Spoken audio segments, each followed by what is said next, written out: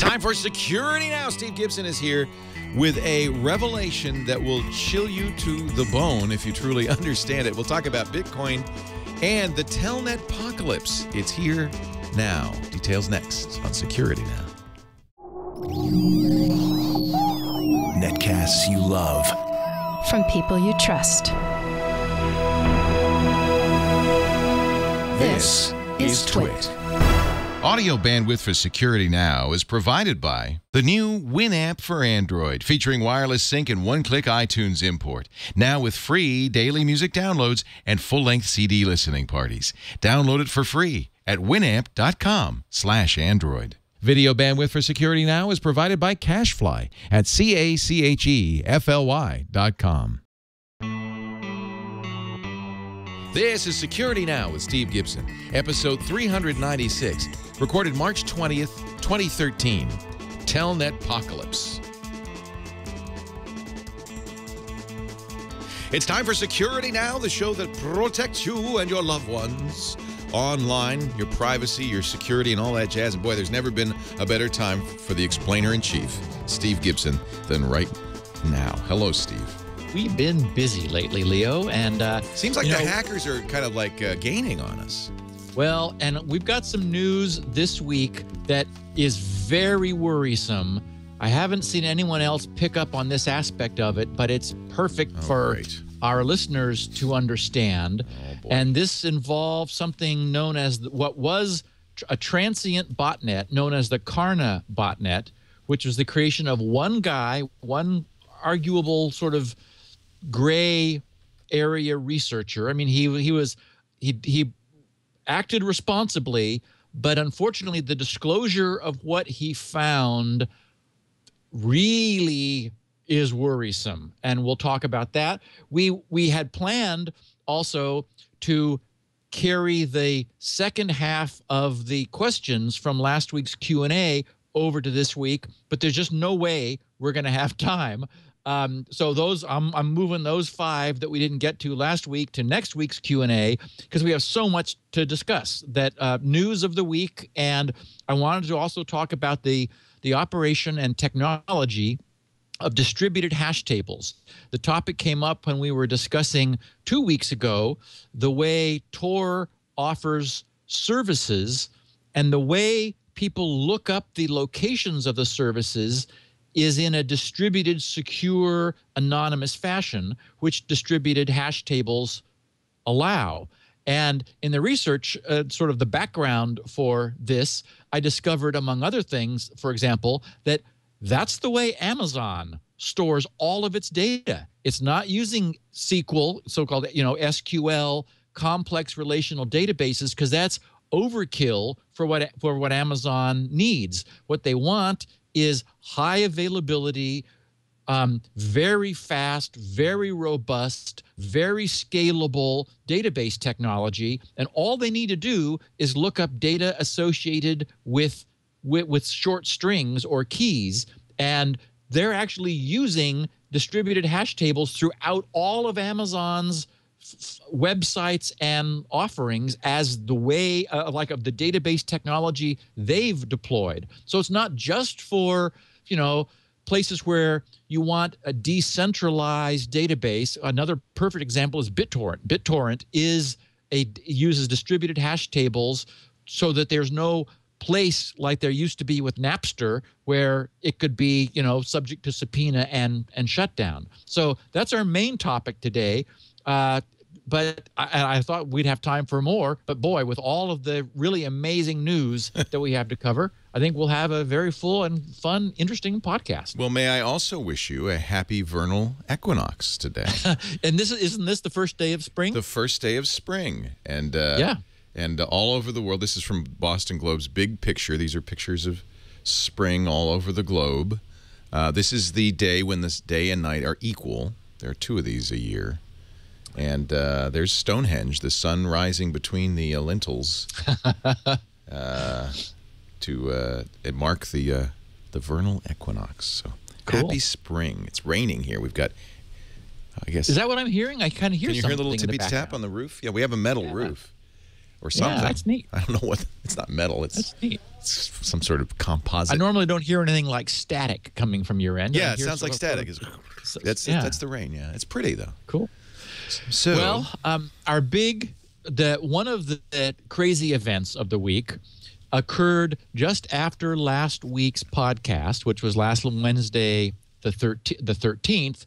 This occurred to a friend of the podcast, Brian Krebs, on the following day, Thursday. He was on a couple of weeks ago, in fact. Yep. Our show. He was subjected to both a virtual and a real-world attack of sorts. We're all familiar with the term DDoS'd, and his site came under attack from a purchased denial of service attack by a distributed botnet which offers its DDoSing services for hire. But in the physical world, he was swatted, which is the name. SWAT, of course, is the acronym for Special Weapons and Tactics. A hacker whose identity Brian believes he knows spoofed an emergency 911 call from Brian's phone. I think his cell phone, but I don't remember. Yeah, it said cell phone. By the way, that's very easy to do. That's not a sophisticated hack. And so Brian was like, I think he was removing some masking tape from his door jamb where he'd been painting or something. I don't remember. He was expecting house guests. He was going to have a dinner party, and he was tidying up. And yeah, there was something on his door jamb. He bends down to pick it up, looks up, and lo and behold, there are guns trained on him. Holy cow, scary. A bunch of police cars all positioned out in front, guns leveled at him. They told him to turn around and walk slowly backwards towards them, and he was handcuffed and then walked away from the house up the street. Meanwhile, of course, he was trying to explain to people that there was nothing amiss whatsoever in his home, and that this was a false alarm, which he had even had the foresight. I think it was about 6 months before, he wrote a letter to his local police department warning him that this sort of thing might be happening. Well, the standard beat cops just blew all that off, but finally someone who had the mannerisms and dress of a supervisor came up and said to Brian, are you the guy who wrote us the letter about 6 months ago and told us this might happen? Yeah. And Brian said, yeah, that's me. And it's really an easy thing, and it's happened on the West Coast with movie stars. And, part one is it's not hard to figure out where somebody lives because that's all public record. And unfortunately, in the old days, you had to go to the courthouse in that local, area, the county courthouse, to get that information. But there are a number of websites that have sent people around physically to do that and have put it online. So it's not so hard to find out those home sales records. And, then, unfortunately, anybody can spoof these 911 calls. They told the SWAT team, he said, this is Brian Krebs. My wife has been shot by Russian gangsters. And so, of course, they're going to respond the way they did. I don't think they mistreated him in any way, but it's still terrifying. No. And in fact, the moment the supervisor realized that this was extremely likely both from Brian's mannerisms, the fact that he wasn't distraught and upset, and the fact that he was the guy that had written a letter 6 months before, the supervisor, spoke something into his radio, and all the guns came down. But you understand, there's no... This is the difficulty. How can they not take it and seriously? Believe me, the next time Russian gangsters break into Brian Krebs' house, he'll want them to do this. And that's the problem, is I don't know what the easy answer is to this. We assume in society a certain amount of civilized behavior, and this very uncivilized behavior, really childish behavior, and mostly it is children or people with childish mentalities who do this. We're not really set up to handle it in any way. They did call his. They called his phone, his home phone, and he heard it ring, but he didn't respond. Right. Yeah, right. They called a couple times. It was I think they called a cell phone because he made a comment that he left it upstairs. Had he answered, maybe that would have diffused the whole thing. Yes, because he would have said, "Oh no, that's fine." And remember, and I'm the guy who wrote the letter 6 months ago telling you this might happen. Right. But you're right, there was no answer several times, so that they thought, okay, well, and I think they'd still send a couple of units over because maybe the Russian gangster would say, "Yeah, this is Brian Krebs. Everything okay here? No problem. He's okay." So it's anyway. Terrifying. Brian posted about that last week. He also has posted since some further investigation results. So anyone who wants more on this, Brian's site again is Krebs, Krebs, KrebsOnSecurity.com. And the most recent blogs postings are, the second most recent is about this, where he describes the events that transpired last Thursday. And then his most recent posting just recently was the result of him pursuing back through his various avenues who he thought it was that was responsible and the conclusions that he came to. So, and there is more that we haven't talked about. So it's worth anyone who's interested. Wow. He's done a lot of research and actually pretty convincingly has tracked down the kid. He's, I think, 20, lives in Milford, Connecticut. Well-known kid, same kid who hacked Matt Honan. I've actually had conversations with him on Twitter. But there's nothing much you can do about this. It's just so scary, so scary. No. The scary thing is if something goes wrong. Now, if, for instance, you don't expect the swatting and you have a weapon and you think somebody's breaking your house and you pull the weapon, you're dead. And it's kind of hard to take that back. Yep. And if you're someone with a very different temperament than Brian, where he was completely relaxed, he understood escalating is not what you do at a time like this. Yeah. But somebody else who, reacts differently, tensions are high on the side of police. Yeah, and as Krebs points out, it also is a great expense and misdirects emergency personnel that might be needed in another situation, a real emergency. Yeah. So all in all, it's really, boy, I just don't know what you do. I mean, one thing we've got to fix is the spoofability of phone numbers. It's trivial. Yeah. Right now. Yeah. So I mentioned a site, SSLLabs.com, a couple of weeks ago. SSLLabs.com has a service, free, that allows you to put the domain of any server, any public web server, into the site, and it will test that site's SSL and TLS security technology. I mentioned it relative to GRC, my site, because we used to get a D or a D minus, I don't remember, when I was running Windows 2000 because I was supporting older ciphers, and because Windows 2000 was so old, I couldn't offer any newer, stronger ones. It was one of the real benefits for GRC, especially, of moving up to Windows 2008 R2, which I'm going to discuss a little bit more next week because it's one of the questions we didn't get to last week, which we will get to next week, was about that from some guy who administrates a lot of Server 2000 installations. But this prompted a bunch of our listeners, I probably have no idea how many, to put sites that they are interested in into SSLLabs.com. I know that many put GRC in because I saw in my logs all of the inbound tests from SSL Labs coming to GRC as people ran the test themselves. One listener was very worried because he put the address of his bank, which is TD Canada Trust. And this was easywebsoc.td.com into SSL Labs and received a grade for his bank's SSL security of F. It got an F. You can get an E, by the way, which is somewhere between D and F. This got his bank an F, and so he wrote saying, "Oh my God, should I worry?" So I wanted to create a little bit of context for this, a little more context.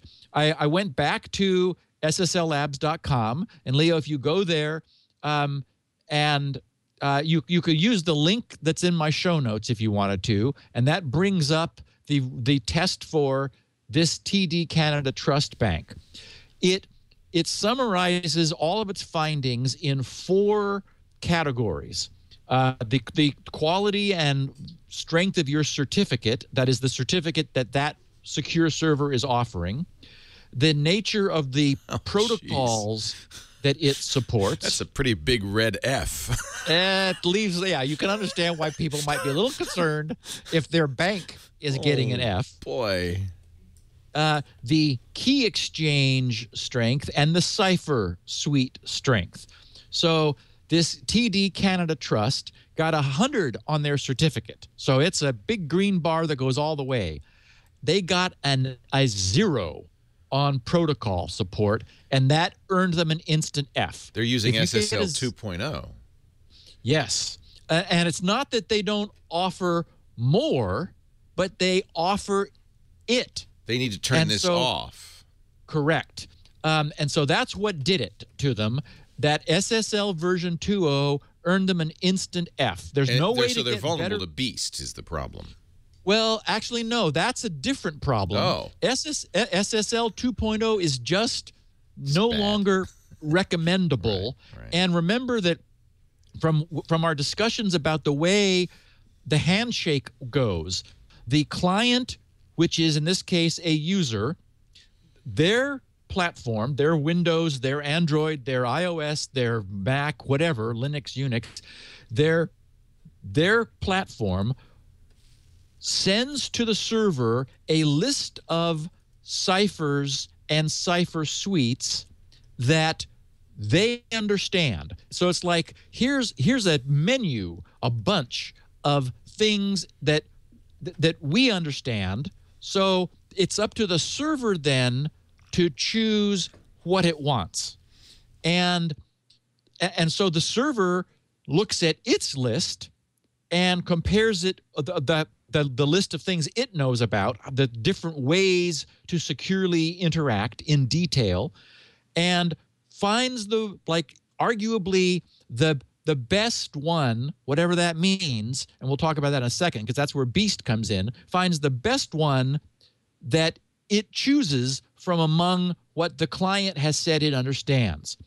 Now, what this means is that if you had a man in the middle, the man in the middle could intercept the client's initial outgoing connection and hold on to it for a second, then turn around and only offer SSL version 2.0 to the server. Now, my server will say, sorry, if all you've got is SSL 2.0, we can't talk. And so a contemporary, well-configured web server today, like my Bank of America, A+. Oh, yay. Yay. Good. Yes. I had to check it after that. A well-configured server will not agree to accept a version 2.0 SSL connection. It just says, sorry, if that's all you got, we can't talk. Unfortunately, TD Canada Trust does accept it. So it's this man-in-the-middle vulnerability. It's the idea that somebody in the middle could downgrade the security the client is actually offering to a level that is so insecure that then there are other exploits which can be used against it. So Chase, that's what by the way, an F. Chase.com, C. Yeah. Key exchange was red. Cipher strength was yellow. So yeah. Yeah. So the other things that are happening is that in this protocol, I like running this. Neat? I know This is awesome. It's wonderful. Yeah. So they remember that the problem with Beast, the BEAST, the browser, whatever it was that it stands for, but it's our guys that were on the beach. They realized that any cipher block chaining protocol where the the residual from the end of one block is fed into the beginning of the next. And that is true up to TLS 1.1. So both SSL 2.0, which is already bad for different reasons, but also SSL version 3.0 and TLS version 1.0, which is essentially the same as SSL version 3.0, they all have their cipher block chaining protocols chaining across the blocks that are being sent. That is, across packets of blocks. And it's that inter-packet chain that creates a vulnerability which can be exploited by this beast attack. So what's happened again is that when a client offers a bunch of protocols, the traditional wisdom was, oh, cipher block chaining and fancy ciphers like AES 256, for example, those are going to be better than RC4, because RC4 is just a pseudo-random stream generator. It doesn't use chaining. And so normally servers put their CBC-based fancy new ciphers first. And so that's the other thing that SSL Labs tests, is essentially it gives the server different it teases them with different sets of protocols to see which ones the server chooses. And unfortunately, again, this TD Canada Trust has its CBC ciphers taking priority over the older RC4-based cipher. And once again, it loses points because that means it's vulnerable to the beast attack, because it will happily use this interlocking packet weakened cipher protocol rather than not. And lastly, under the cipher strength category, it only got a 60 out of 100 because it's still supporting the weakest cipher key lengths ever. It's got a whole bunch of 40-bit key lengths and some 56-bit key lengths, and those are just no longer strong enough. You just can't, we were talking the other day about the 64-bit key, which I can't remember who. It was a service that was saying that, oh, well, because of export restrictions, we're just using a 64-bit key and not anything higher. Evernote. But yeah, that's right, Evernote. Yeah. But here, this is 40 and 56 bits. So there's just no reason to offer these weaker ciphers. No. And the server identifies itself as IBM HTTP server. What? And it's deployed by Akamai Technologies.com. So this is a major cloud deployment IBM server that is just sort of default configured. And this is what you get if you just install the software and don't do any tweaking. I imagine. That's it, of course. Yes. Yeah, it just gives you everything. Here's everything. But you got to think a bank has some pretty high qualified, heavy-duty experts, security. Well, I think what they've done is they've subbed this out. They've said, okay, we know about charging people. Right, we don't know about security. And Akamai says, oh, I bet you they've got gold seals and all kinds of junk all over their website talking about how wonderful their security is. But it's not. It's just, unfortunately, not obviously here. They got an F at the moment. So, no, this is not going to hurt TD Canada Trust. In terms of their reputation, because only people who listen to this podcast know about, the details of their way they're connected. But if a bad guy was really, really intent on exploiting their customers, it's much more possible to do so with a connection of this low grade than not. So anyway, that's what that's all about. And who knows who to blame? I wouldn't be rushed to blame Akamai. It may be that when you set up your server at Akamai, or you have check boxes, and whoever was doing TD Ameritrade said, we should make it as flexible as possible. Let's make sure we support everything, and checked all the boxes. Who knows how this happened? I wouldn't blame anybody. A surprisingly large number of banks are pretty good, though. Wells Fargo, straight A's. Nice. Yeah. Chase, kind of some middle-of-the-road stuff. B of A, A's. So just, this is probably a worthwhile thing for people to run. SSLLabs.com.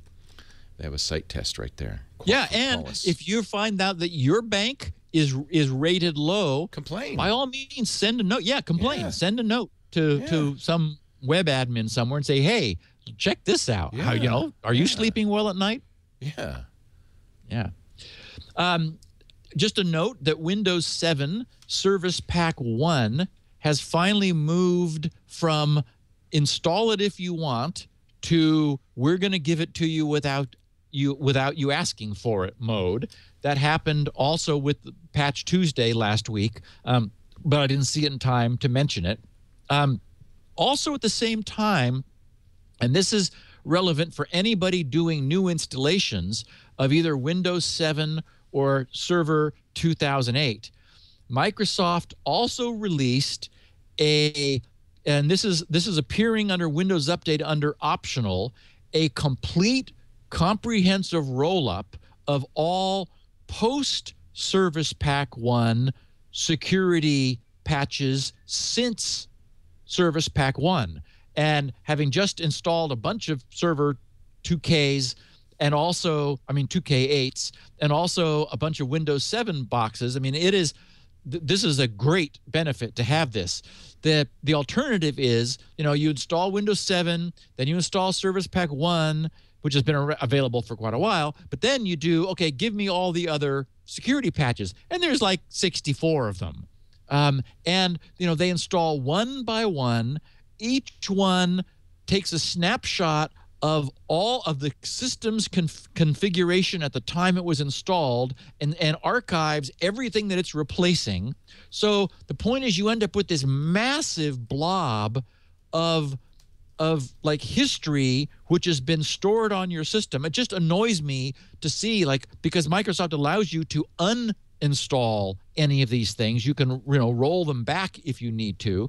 And so because you're installing individual update events, it's archiving all the things it's changing every single time. Many of them are completely redundant. So I'm really excited and pleased. I wish this had come out 2 months ago. But still, it's better to have it now than not. So it's under optional updates, and there's really no need to do it if your system has already been kept up to date, because you probably run it and it'll say, well, there's nothing for me to do. But anybody installing and setting up a new Windows 7 system or a new Server 2008 R2, which is essentially the server version of the same Windows 7 operating system, definitely wants to know about this. So you would install Windows 7, presumably then Service Pack 1, it's probably a prerequisite, and then immediately install this roll-up, and you're saved from this individual annoying incremental update across the board. Love those roll-ups. Yes, they are. And, no one was really expecting this because, Microsoft has moved on famously or infamously to Windows 8. And, I just, oh, my goodness. How are you feeling about that, by the way? Well, I think it's safe to say there will not be a Service Pack 2 for Windows 7. So no, and that was the point I was making, was that nobody expected well, we had one a long time ago. The roll-up, that's right. We talked about this on Windows Weekly. They're not calling it a Service Pack, but it is. It's a roll-up. Right. Yeah. Yeah. Windows 8, I have such mixed feelings. Under the hood, I think it's widely agreed it is better in a great many respects. Certainly file copy works better. A lot of the things work better. It's faster. Security, well, we'll see. But some guy on TV is saying that his mother finds it very intuitive, but I just, I'm not giving it. I don't find it. I think the real problem, as I see it, is it's really two different operating systems. They say, well, we've replaced the start menu with a start screen. No, really, you've replaced. It's more than just a start screen. It is Metro, and there are Metro apps, and there are desktop apps, and it's a little confusing. There's two versions of Internet Explorer with different capabilities, and you're not always sure which is running. Wow. So it's things like that. I think they'll probably iron these wrinkles out, but I'm not disrecommending it. They stumbled they stumbled on something called Vista, and then they came out with Windows 7. So, maybe there will be a 9, and they will fix, in doing 9, they will fix what they learn about 8. In which case, I'm pretty much staying with my every other OS. Seven's awfully good. I thought 7 was the best version of Windows. Leo, I will be so happy with it. I've been using it a lot more. I'm very familiar with it. I set up a new 7 machine here because its OS is a clone, essentially, of the server 2008 R2 that I'm running, GRC servers, the newly set up servers on. And the more I look at it, the better I get to know it, the more impressed I am. I'm very, very, very impressed with Windows 7. Yeah. Still on XP because it does what I need, but I've got a 7 box next to me. I think it's conceivable that you could make Windows 8 run better just by eliminating Metro, and there are ways, third-party ways to do that. I don't know. To revert it to something that looks like get rid of that Metro stuff. So something really confused people this week. Some researchers looked at an update that Cisco made to their iOS. Now, this is not iOS the way we always talk about it, meaning Apple's OS. This is capital I, capital O, capital S, that well predates Apple and having anything called iOS. I've got iOS running in my Cisco router here and at the data center. Cisco is, of course, the major router and switch manufacturer from the old days. iOS is their internet operating system that they've always had on their devices. They have traditionally had a very strong password encryption, one way, hash-based. It's got all the buzzwords. It's PBKDF, password-based key driven key derivation function. It runs 1,000 iterations of MD5 of the MD5 hash with salt. So it's salted, it's got a good hash, and it runs it 1,000 times. Everybody was happy. Then, curiously, some researchers looked at what they had done when they with some ballyhoo said, hey, we're coming up with a new password scheme. It does one iteration of SHA-256 with no salt. And people are like, huh? What? Because, it's with current state-of-the-art GPU-accelerated hashing, SHA-256 was designed for speed. It loves to be run in parallel on GPU hardware, not to mention, custom silicon just built for that. And nobody could understand what was going on. So these researchers brought this to Cisco's attention, also apparently through some responsible disclosure, made this public. And Cisco has a response, a so-called Cisco security response. And I'll quote a little bit from it. They said, quote, the design called for using password-based key derivation function version 2, PBKDF2, as described in RFC 2898 section 5.1 with the following input values: hash algorithm, SHA-256, password, the user-provided plaintext, salt, 80 bits, generated by calling a cryptographically secure random number generator, and iteration count 1,000. Then they said, due to an implementation issue. Now this is the, PR speak.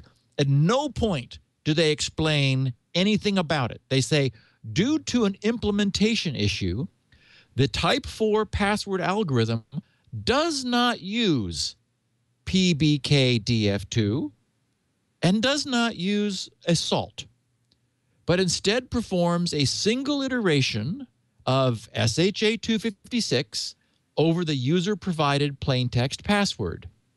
This approach causes a type 4 password, which is the new one, to be less resilient to brute force attacks than a type 5 password of equivalent complexity. So they're saying, yeah, we know. And there it is. Yeah, we know. So an implementation issue. Now, our listeners know, I am not a conspiracy guy, but I don't get this. Yeah. I mean, I don't get how Cisco would apparently deliberately and knowingly dramatically weaken the login strength of their router technology. I can't understand. I can't explain it. They did, and they got caught. Essentially, they didn't document it. It wasn't public. In fact, they documented it as strong. And when the researchers looked, they said, no, this is what you said you did is not what you did. So they had to know. They're saying an implementation issue. You know, this is not even conceivably a bug. You can't think of a bug. I mean, maybe if it had done 10 instead of 1,000 iterations. Oh, well, we initialized our counter wrong. Well, no, there's no counter, and there's no salt. So, just okay. And iOS is used in in the commercial Cisco routers, right? What is? Oh my, yes. Oh, I mean, like, yeah. It is the big iron router of the internet. Now, since then there's competition. You know, there are other people also in the game. Cisco still has a huge presence out on the internet, and every so often weaknesses are found in the current version of iOS, and so people upgrade. And so as they upgrade to newer versions of iOS, they would be over time inheriting this dramatically weakened password hash on routers that form essentially the backbone of the internet. So I don't know why. I don't know why, but they do. Yeah. So, interesting publication came out on the 18th. So 2 days ago, Monday, from the U.S. Department of Treasury, the Financial Crimes Enforcement Network. And if you just Google FIN-2013-G001, it's the first link that comes up. FIN-2013-G001. What you get is a PDF about Bitcoin. This is from the Financial Crimes Enforcement Network. Yes. So, and the subject is dated March 13th, Monday. Application of they call it FinCEN, Financial Crimes Enforcement Network. So application of regulations to persons administering, exchanging, or using virtual currencies. So, you know, they're calling for a crackdown? No, the good news is we're okay. And that's why this is amazing. There's been grumblings in Congress. Various random representatives and senators have said, you know, we need to outlaw this crazy thing. So they define a user of so in sort of a summary at the top, it says a user of virtual currency is not, it's bold italics, what they call an MSB, and they later define MSB as meaning money services business, which is subject to regulation. So they say a user of virtual currency is not an MSB under FinCEN's regulations and therefore is not subject to MSB registration, reporting, and record-keeping regulations. But somebody like Mt. Gox, which is an exchange, Yes. would be. Yes. So they're saying FinCEN's regulations define currency, also referred to as real currency, as, quote, the coin and paper money of the United States or of any other country that 1, is designated as legal tender, and that 2, circulates, and 3, is customarily used and accepted as a medium of exchange in the country of issuance.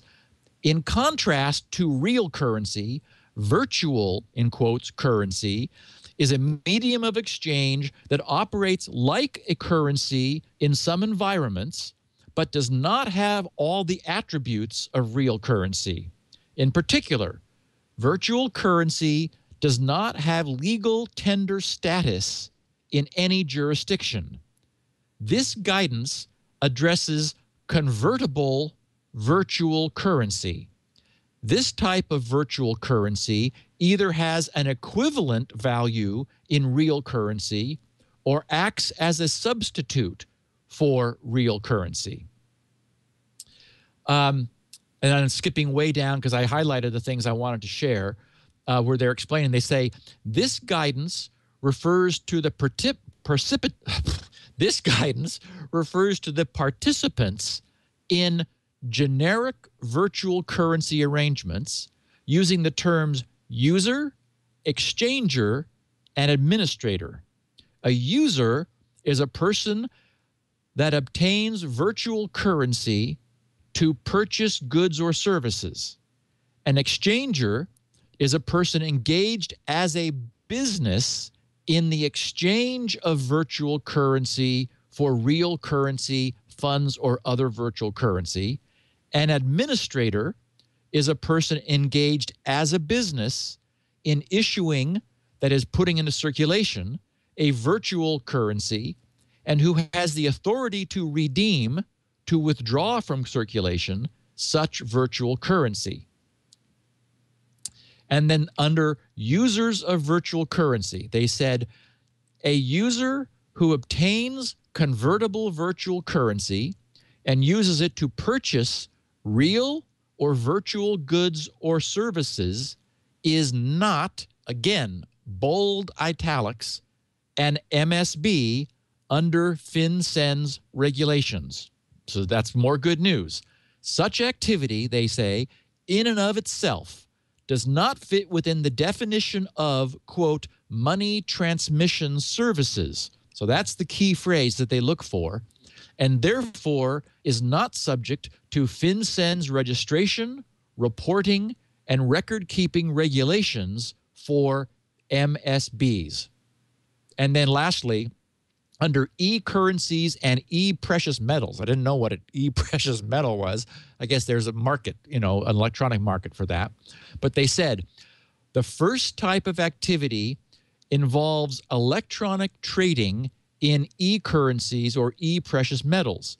And they say in 2008, FinCEN issued guidance stating that as long as a broker or dealer in real currency or other commodities accepts and transmits funds solely for the purpose of effecting a bona fide purchase or sale of the real currency or other commodities for or with a customer, such person is not acting as a money transmitter under the regulations. And actually, there's one last thing I forgot.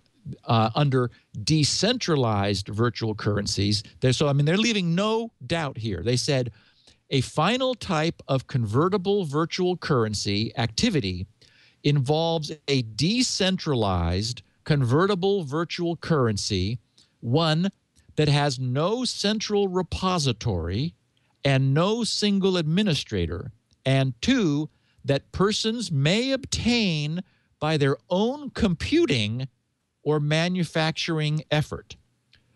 A person that creates units of this convertible virtual currency and uses it to purchase real or virtual goods and services is a user of the convertible virtual currency and not subject to regulation as a money transmitter. So for we end users of Bitcoin, there is no longer any gray area at all. The Department of Treasury, United States Department of Treasury, Financial Crimes Enforcement Network says we're doing nothing wrong. I saw this, and I also thought I highlighted it. I'm going to send the PDF off to Mark Thompson because, as I mentioned a couple weeks ago, he's experimenting with taking Bitcoin in exchange for physical goods, and for anyone who's interested in or has Bitcoins or wants to mine Bitcoins and wonders about the legalities of what they end up doing with them, this makes it clear. We're okay. The only thing that bothers me a little bit about Bitcoin is I'm just used to the notion that money is tied to some sort of creation or physical, doing something. And Bitcoin's really just tied to how many CPUs and GPUs you want to put in series. Well, okay, we of course we famously went off the gold standard when money was not tied to gold either, is it? Yeah. And U.S. currency is tied to nothing. I mean, it's created out of thin air. Initially, but there's something going on. For me to get money from an advertiser, for instance, we do something. Well, just agreement, Leo. That's all it is. Well, the actual value of it is by agreement, but it has a natural life because we agree what something is worth. By consensus. I don't know. It feels like there's something missing in Bitcoin that. Well, all you have to do is run a giant server farm, and you can have as much money as you want. That doesn't seem quite right to me. Yeah, okay. I mean, that puts money into circulation, Bitcoinage into circulation. What is so elegant, and we really nailed this in our Bitcoin podcast. So anybody who hasn't yet heard the Bitcoin podcast, let me commend everyone to go back and listen to it because you'll get this. Yeah. But it's so elegant is independent of how much effort people put into mining. We already know today, yesterday, and tomorrow the rate at which new Bitcoins come into the realm. Right. So really those Bitcoin computers are just like the printers at the Treasury.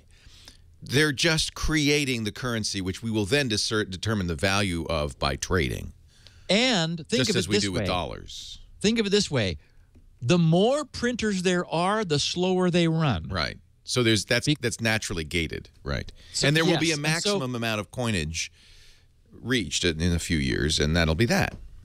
In 2040 or I think it's 2040, it hits like it stops. It's already slowing down, and it's following a curve, and so the rate at which new Bitcoins are being minted is following a trajectory that is absolutely set. Right. Nothing can change it. Right. And we will then end up with the internet, the world will have a cryptographically strong, tradable virtual currency, and people will be buying and selling using it just like any other currency. And currently, a Bitcoin's worth $63.98 on Mt. Gox. And I've got 50 of them. So, yeah, but it's really an interest. I think it's starting to gather critical mass. That's why it's of interest. It's no longer just kind of an academic exercise. It seems to actually be gaining. You can buy pizza with it. God knows you can buy drugs with it. My computer made $3,000. It paid for itself and a few other machines. Right. Just like overnight, I woke up one morning and I happened to check, and there was 50 Bitcoin. It's like, hey, I like this. Yeah. Now, that was a long time ago when it was, and it is a statistical thing. So the chances today of that happening again are ridiculously vanishingly small. Yeah. So that's the other thing that bothers me. But but all currencies are essentially, unless they're tied to something like gold, something of actual value, they're all Ponzi schemes. They're all pyramid schemes. You just have to get in early. Well, and the argument for releasing the U.S. dollar from the gold standard, of course, was that our economy was inherently creating new wealth. Right. We were actually creating new value. We needed money at the same, to be brought into the economy at the same rate that actual new value was being created. And so rather than like ridiculously inflating the cost of gold, we disconnected it so that it's like we could, right. you know, money could track the actual creation of wealth. So it was pretty much at parity. So you don't need to be a Bitcoin miner. At some point, Bitcoins will be exchanged for goods and services in a free fashion, and then it's a true currency. The miners are merely putting the currency into production in a way that's frankly more rational than the Federal Reserve Bank printing something. Yes, you could argue that it is less prone to, well, it absolutely tamper resistant. The technology doesn't allow tampering, and the crazy mining people, what they're doing is they're saying, okay, it's harder to make Bitcoins today than it was, so I want to compete with the other crazy people. So the idea is the more hashes you can produce, the more remember that the way this works is it's the number of leading 0 bits in the hash. And so the requirement is changing in the way that in the guesses you make to perform the hash of a chain in order to find the result that gives you all zeros at the front of the hash. So what's happened is among the miners, there has been this crazy escalation in performance, but the Bitcoin technology has immediately reacted by making them work much harder than if this escalation hadn't happened. So now, in fact, now what we're seeing is mining pools. It's so difficult to actually get physical Bitcoins yourself that people pool their resources, and if anyone in the pool scores a Bitcoin, that Bitcoin is divvied up based on their relative the computing contribution to the pool. So I mean, it's really been a very clever evolution over time, and as you say, Leo, I think it is ultimately, I mean, it's a phenomenon that the Treasury Department has just blessed. Essentially, they've said we stunning. have no problem with this. Now there are other competitors like Litecoin, but that's okay. There can be other coins. Is what, you know, first of all, Security Now 287, we explained the cryptographic standard behind Bitcoin.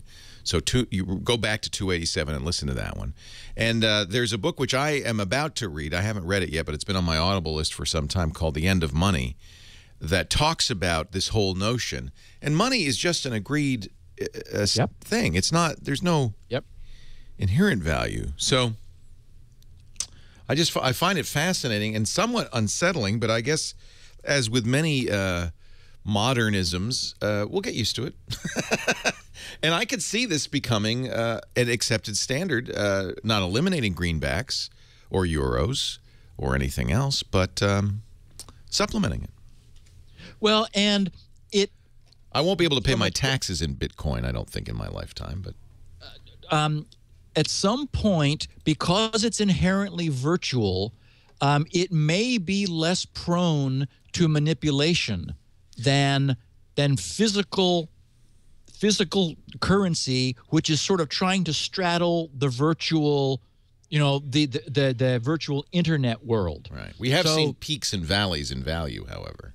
Yeah, I mean, there have been crashes. It's been, yeah. I mean, I didn't know that it was at 63. That's great. You know, I'm holding on to mine. I would hold on. It's only going to get more valuable. I think so. Well, because they're not going to make any more. Yeah. Yeah. And in fact, what may have to happen, Leo, is that there will be, once it stops, then there will be only this much Bitcoin, and it will have a value. Which, by the way, eliminates inflation. Yes. I think, if I understand how all this stuff works. Yep. There's a big payments conference going on right now. And Al Gore, apparently, according to the chat room today, said he's all in favor of Bitcoin. He says, I'm a fan of Bitcoin at the payments conference today. So, wow. The technology is solid. We have just one more really interesting thing to keep an eye on. Yeah. Yeah. Well, you introduced me to Bitcoin, and I'm going to keep on you on this. Read that book. Read that book. I am. Have you read it? I'll bet you can. No, I haven't. Yeah, I can't wait. I downloaded it months ago, and I just haven't gotten around to. Yeah, I can imagine. Yeah. You got a few things going on. Yeah. I keep reading. I do fiction, nonfiction, and I happen to pick a 48-hour book. Actually, it was 2 books, so it's more like 100 hours. But I'm almost done. Okay, now I got bad news. Oh no. Yeah, it's really bad. What? Let me scroll down and see. I created a Bitly shortcut. Okay. The Bitly shortcut is Interscan. Okay. bit.ly/Interscan. Okay. INTERSCAN, as short for Internet Scan. So Bitly/Interscan. Oh dear. I'm reading it now. The Internet Census 2012 port scanning /0 using insecure embedded devices from Carna Botnet. Yeah. So here's the deal. First of all, I'm going to quote some things from this paper. Everybody, I tweeted the link, but also the Bitly link is easy to find. You're going to love the graphics. Click up on the top, click the graphics button and look, and he's also got super high resolution versions of those thumbnails. So here's what happens. The guy, he says we throughout this paper. Yeah. And at the end, he confesses, okay, we actually means I. Me. Because it just was impossible to like say I this, I that, and I this, and so forth throughout the whole thing. So it's a guy. And with any luck, he kept it quiet. And it's a good thing it's one guy, because secrets are difficult to keep among people, because, you know, then there's no accountability. Operating alone for 6 months. He poked his head out onto the internet, wondering how many Telnet ports were open. Telnet's the old insecure way of getting terminal access to a server. Yes, nobody uses it anymore. We all use SSH. Or maybe not. Okay.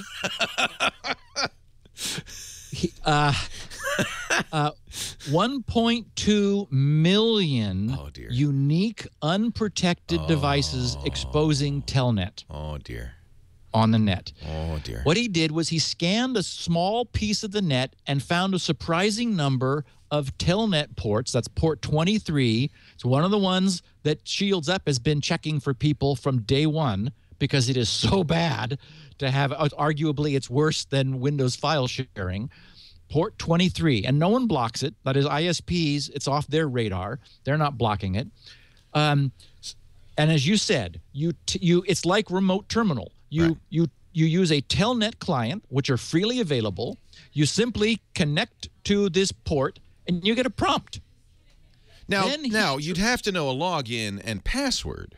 And he tried either blank logins or admin or root. Yeah. He also tried admin blank password and root blank password, and that got him in to the majority of these boxes. Oh, so this map that we're looking at is 460 million IP addresses, all of which respond to well, these are ping requests. I don't care about pings.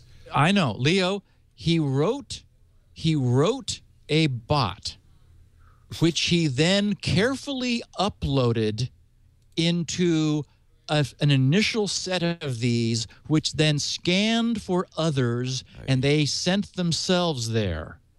He wrote a worm, essentially. This guy should be, I hope he's being careful, because this is the kind of thing people go to jail for. Leo, unmalicious or not. Here's the problem. Now everyone knows. Yeah. This is why this is the worst news I've had this year. But what are these servers? They're probably old machines in the closet and stuff. I mean, what are they? It doesn't matter. They can launch DOS attacks. Oh, they can be used. They can they are Linux machines. Oh, he interesting.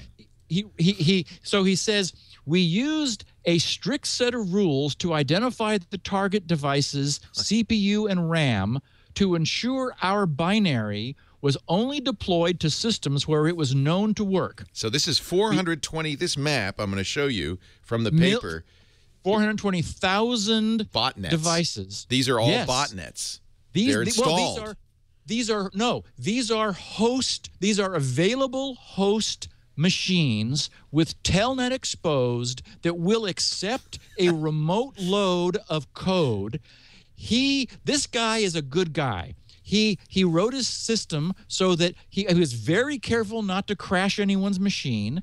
They expire and remove themselves. I really want. He's clearly he's in trouble. He's broken the law to do this. Oh my God! It's why I hope he's. It's completely anonymous. Yeah. He posted this stuff up on Bitbucket. Oh, okay.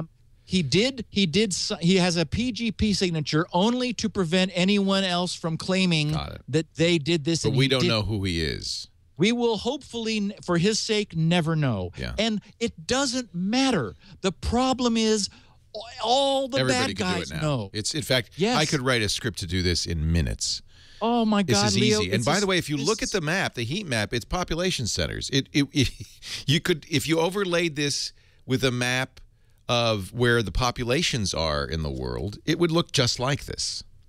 He said, we also excluded all smaller groups of devices since we did not want to interfere with industrial controls. Wow. He found open, accessible industrial control systems or mission-critical hardware in any way. He found that too. So the bad guys are going to. He said, our binary ran on approximately 420,000 devices. These are only about 25% of all unprotected devices found. Okay, 420,000 was 25%, meaning that it was 1.3 million potential targets from which he carefully selected a subset because that's all he needed. But not everyone is going to be that thoughtful and careful. He said, there are hundreds of thousands of devices that do not have a real shell, so we could not upload or run a binary. 100,000 MIPS 4K CE machines that are mostly too small. Now, that's probably Cisco routers because they use MIPS or PowerPCs. I can't remember now. But so small machines and not capable enough for our purposes, as well as many unidentified configuration interfaces for random hardware. We were able to use ifconfig.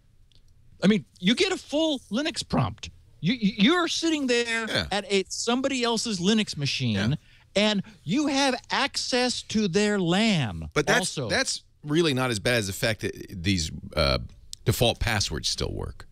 I know. So what it really is somebody installed Linux, didn't pay attention, Telnet was turned on. No, I don't think this was installed. I think these are embedded Linux. Well, okay, many of these are HP printers. Scroll down to the bottom of that, and you will see the enumeration of these. Okay, but so somebody hacks my printer. It's not the end of the world. Can you use it as a bot? Yes, he did. Yes. Wow. So he says, we were able to use ifconfig to get the MAC address on most devices. We collected these MAC addresses for some time and identified about 1.2 million unique unprotected devices. Nice thing about a MAC address is you could tell who the manufacturer is. Yes, and it doesn't change when the IP address floats around. Right. So if these things were like on ISPs floating around, this disambiguated them. He says this number does not include devices that do not have ifconfig. So only the subset of those, and that was 1.2 million, had ifconfig. The ifconfig utility installed on this Linux machine, accessible over port 23 to anyone with a Telnet client. So finishing up under trivia, he said, a lot of devices and services we have seen during our research should never be connected to the public internet at all. As a rule of thumb, if you believe that, quote, nobody would connect that to the internet, really nobody, unquote, There are at least 1,000 people who did. HP LaserJet P2055 series, there's 6,628 of those. LaserJet 4250s, there are 4,678 of those. I don't know, you know, what? Hello? He said, whenever you think, quote, that shouldn't be on the internet, but will probably be found a few times, unquote, there are a few 100,000 of those. I love all these UPnP devices. Oh, my God, I know. Using that UPnP hole, the portable SDK from Intel. He says, like 500,000 printers or 1 million webcams or devices that have root as their root password. Oh, that's scary. He said, we would also like to mention that building and running a gigantic botnet and then watching it as it scans nothing less than the whole internet at rates of billions of IPs per hour over and over again is really as much fun as it sounds. And then finally, under who and why, he said, you may ask yourself who we are and why we did what we did. In reality, we is me. I chose we as a form for this documentation because it's nicer to read, and mentioning myself 1,000 times just sounded egotistical. The why is also simple. I did not want to ask myself for the rest of my life how much fun it could have been, or if the infrastructure I imagined in my head would have worked as expected. I saw the chance to really work on an internet scale, command hundreds of thousands of devices with a click of my mouse, port scan and map the whole internet in a way nobody had done before. Basically, have fun with computers and the internet in a way very few people ever will. I decided it would be worth my time. Yeah. Now, this guy in this paper, which is up on Bitbucket, it's linked to from the link I gave, bit.ly/interscan. He lays out the architecture. This is even if somebody copied what he did. But the problem is he was very white hat. He was very careful. He didn't need to push the limits because he had all the willing machines he needed, even if he only used those with lots of RAM and lots of CPU horsepower. He also ran his bot at the lowest possible priority so that it wouldn't interfere with anyone else's traffic, and he didn't need, it to take over. But Leo, mark my words. I mean, this is, all the hackers know this now. This is going to launch a revolution, and it's not good because this is going to be far more fun than, them trying to get people to click on a link in a browser to get some bot loaded into someone's machine that then, lives for a while. There's millions of machines just sitting there waiting. Wide open. Yes. Waiting for, just saying, come on. Come on. Accepting a command prompt logon, and then he even told people what passwords to try. I mean, he's given the farm has been given away. Yes, completely. Although it's so obvious that I can't imagine others have not already, are not aware of this. He took a big chance in coming public with this. And my strong advice to him is do not boast. Do not go into IRC, say, yeah, that was me. Do not say a word. Go underground, deep, deep underground, because you'll be going to jail for a long, long time as soon as anybody catches you. Unfortunately, because I don't think he's done anything wrong. But now the bad guys can. I know. They all know. And what that means is massive botnets for DDoS attacks, right? That's the primary use of this. Yes, or email spamming. I mean, anything where you could use distributed low-power machines, basically botnets. He really lays it out. His machines expire themselves. They leave gracefully. I mean, it took him 6 months to build this and test it and deploy it. And he talks about, PHP and Python code and how he set it up, and he had, a web interface that allowed him to control this thing. I mean, the guy had a ball.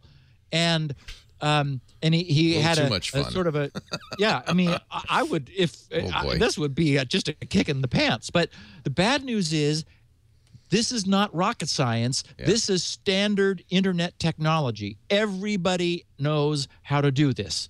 And the revelation that there are this many machines that you can log on to remotely that are unattended, they're in people's closets, they're in people's racks that have been forgotten. They are sitting there waiting to be taken over. And just count the minutes. I mean, we're going to be hearing about this. This is not over. This has been a nice, happy little white hat adventure.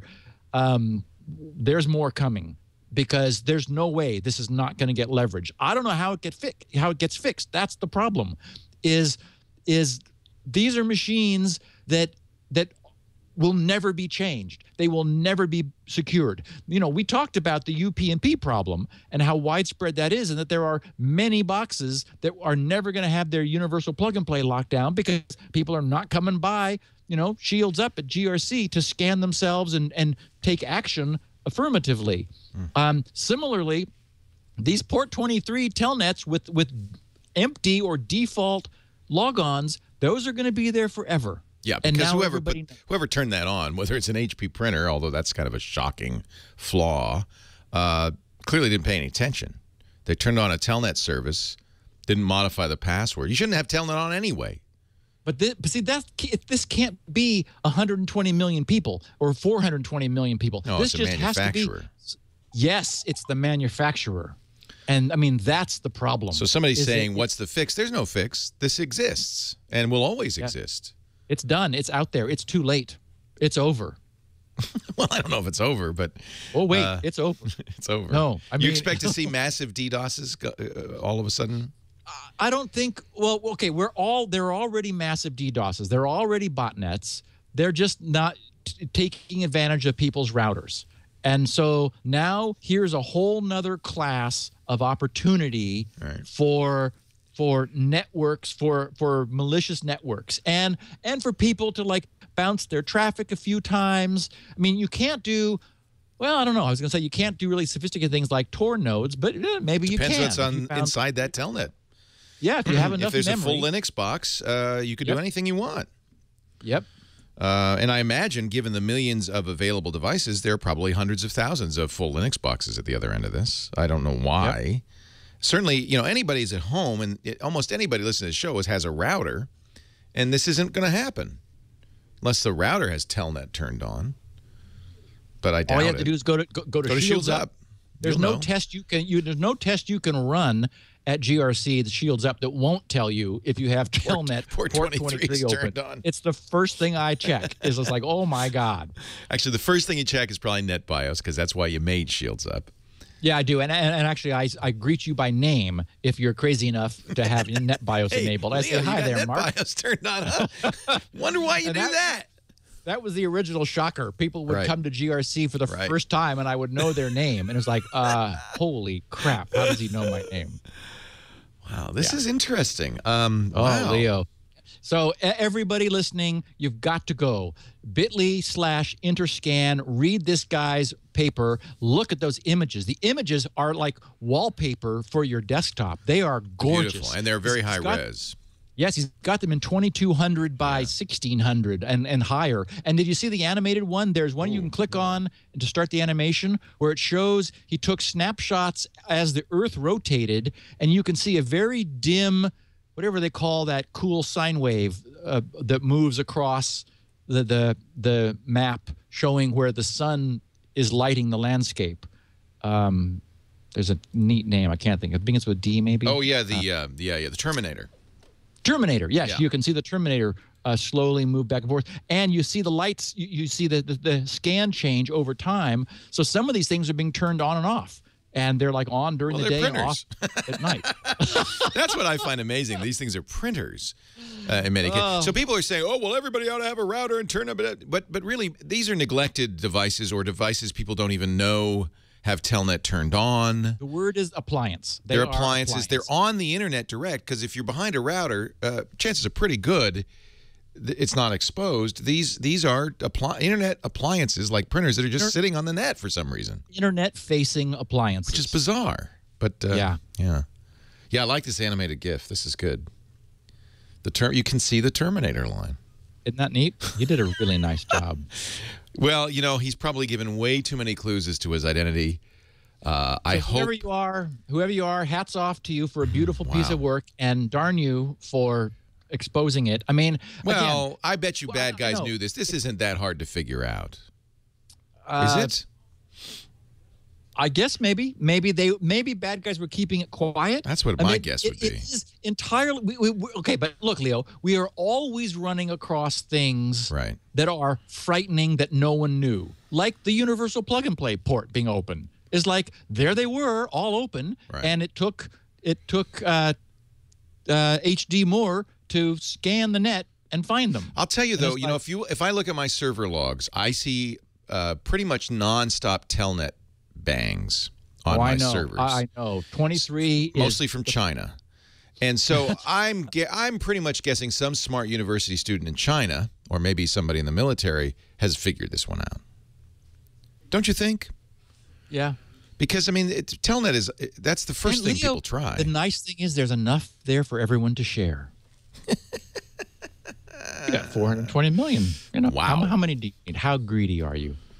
Well, okay. Yeah. So the way a DDoS works is you have enough machines pinging a site that the site, no matter how much bandwidth it has, cannot service them all. The bandwidth gets clogged. And, of course, there are companies, lots of them, that provide DDoS protection by merely widening the pipe. But with millions of machines, I don't know how many it would take to kind of overrun the largest possible pipe. But it's dishearteningly few. Several hundred thousand would be more than enough, right? Well, and the worst attacks are the in protocol attacks. A ping is sort of old school, and lots of ISPs block them. It's well, like send a SYN though. If you send a SYN to port 80, you can't block that because you wouldn't have a website. What's worse is send a valid request. Okay. Because then the website has to deliver a page. Yeah. And if it's a PHP site and it's using computational resources to interpret and look how many sites we bring down all the time. Yes. The moment we talk about something, send 1,000 people, it's going to bring most sites down. Yes. Send 100,000 people, I doubt there's any site that can survive. No. Well, the good news is all the gambling sites will be offline during major gambling events. I guess the next one is the Indy 500. We'll see if come Memorial Day, you cannot get online. Wow. Yeah. Wow. I mean, it is really, really significant that there is this kind of there's this presence of unattended obeying machines. Now, this guy already is in deep trouble because what he's done violates every law known to man. It's you know, federal wire fraud laws don't allow you to log on to somebody's computer. Even though they leave it wide open, you're still not allowed to do that. Why doesn't this guy write a bot that just changes the password to some random string on all of these devices? What would stop him from doing that? He's already on these devices. Or just shut down. Better would be shut to down the Telnet. Shut down the Telnet service. Just, you know, edit it. He may not be able to make a permanent change. That's the problem. He may not have access access to change the RC file or whatever. Yeah, but he can at least shut it down for now.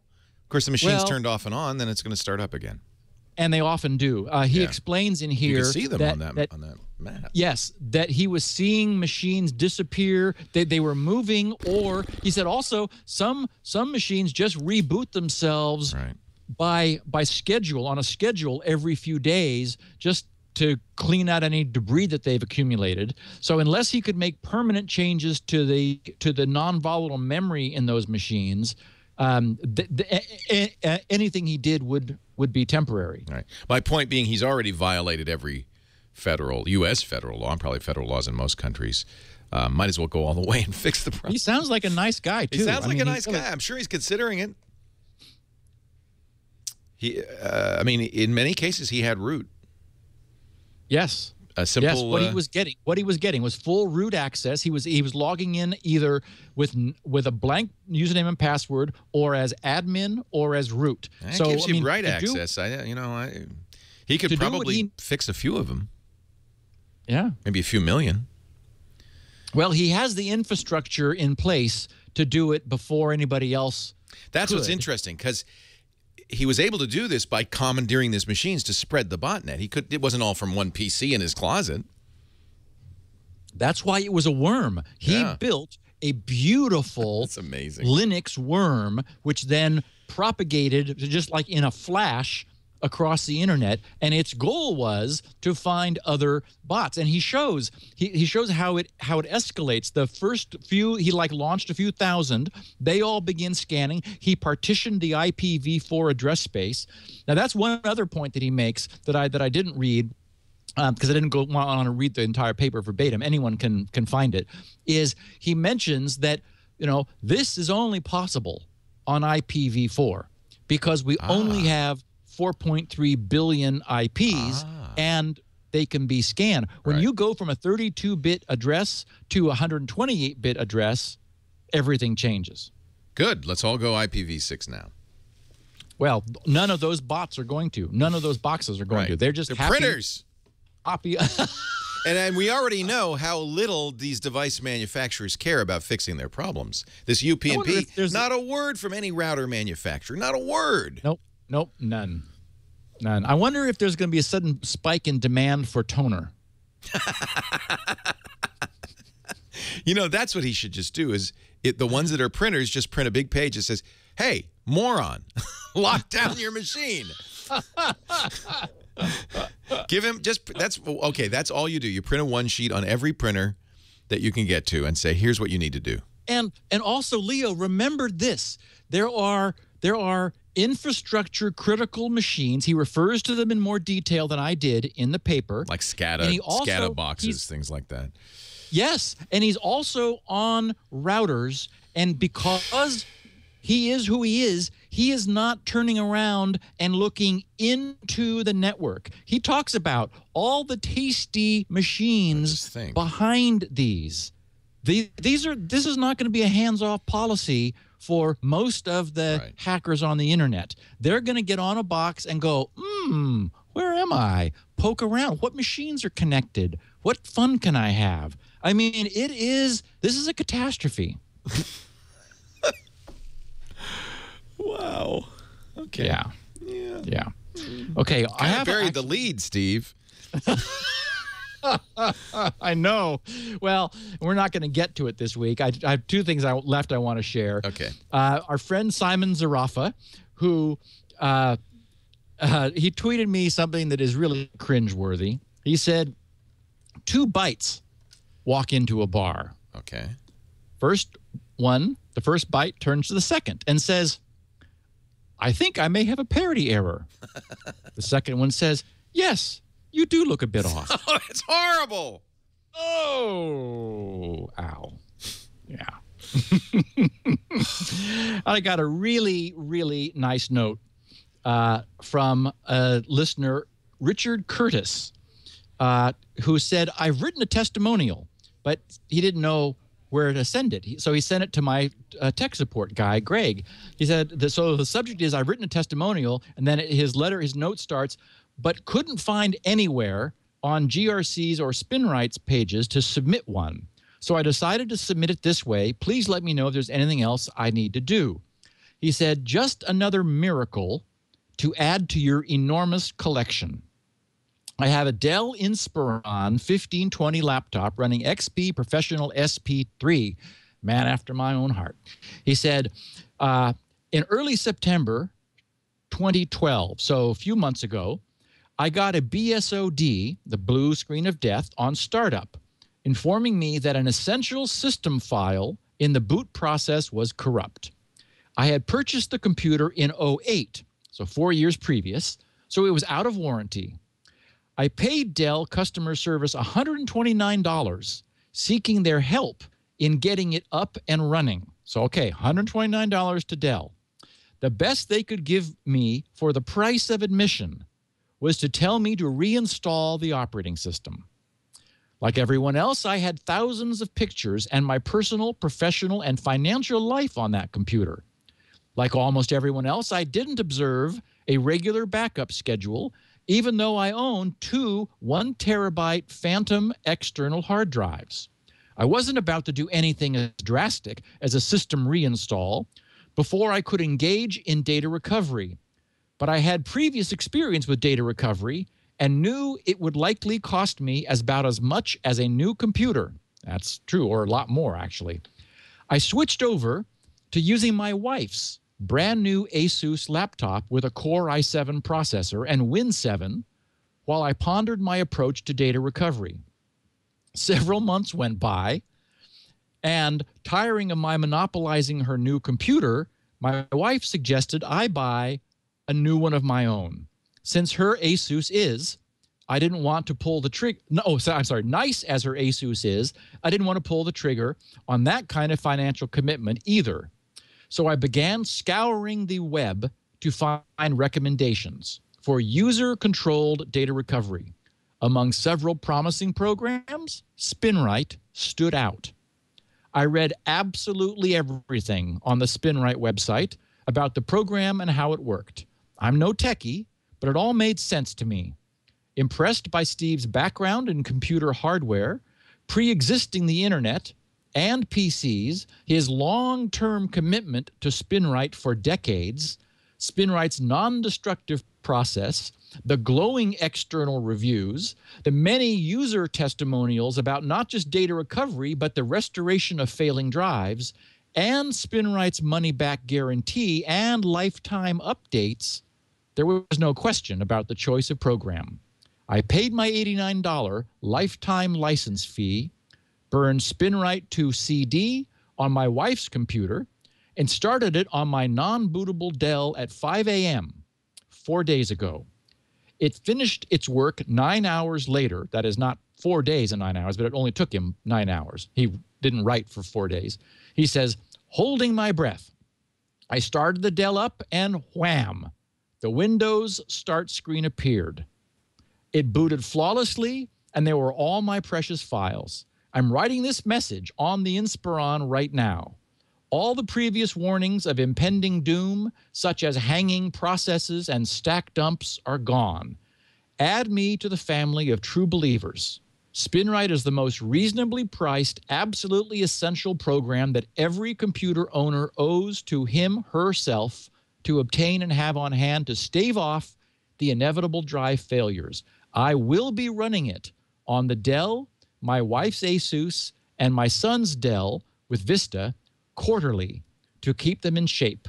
And I'll back up all my files. I promise. And then he concludes with, by the way, SpinRite found comparatively few bad sectors, so I guess the drive was actually in fairly good shape. And he demonstrates that he really did read everything because he learned the lesson about maintenance, that SpinRite can not only recover, of course, but is really good for long-term maintenance, run every few months. So, wow, great testimonial. Thank you, Richard. Isn't that nice? So do you want to save the hash tables for later? We have to. We're kind of out of time. Yeah, we will do it week after next. I have tons of really interesting material about the way they work, about who uses them, about how they operate. It'll make for a great podcast, which, you know, unfortunately, well, not unfortunately, we had a great one just now. Really. Yeah, this turns out to be a pretty important thing.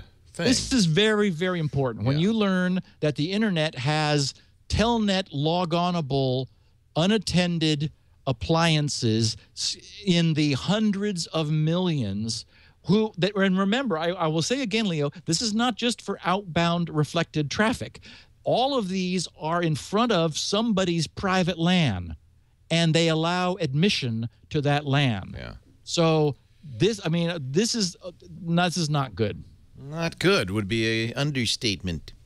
Yeah. Steve Gibson is at grc.com next week Q&A, which means if you go to grc.com/feedback, you can ask your question.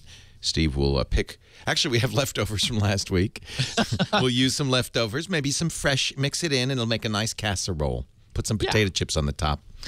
You can also, when you're there, get 16 kilobit audio versions of the show, transcriptions too. He does all that just for you, for the bandwidth impaired. For those of you with ample bandwidth, watch live every Wednesday, 11 a.m. Pacific, 2 p.m. Eastern Time, 1800 UTC. Or download audio or video after the fact. High-quality versions of both available at twit.tv/SN for security now, or wherever better podcasts and internet broadcasts are stored. Just search for Twit or Security Now, and you'll find it. I guess, oh, and this would be a good time maybe to go to Shields Up and just make sure that you don't have a Telnet port lying open, flapping in the wind. Yeah, I would love to know more about those boxes. The only thing that we didn't get is, what are all those? I mean, we know that a bunch are printers. That's crazy. I mean, why does a printer have Telnet at all running? But that's, you know, one of the problems is people tend to leave things in default mode. Even people apparently setting up and installing firmware in unattended boxes. I mean, port 23 is nuts to have wide open, and running a Telnet server just like, oh, okay. You know, so these must have been around for a long time, and they're going to be around forever. Oh. I'm sure we'll hear more. And this is the show where you learn all about all that stuff. And Bitcoin, too. Thank you for joining us, Steve. We'll see you next time on Security Now. Thanks, Leo. Security Now.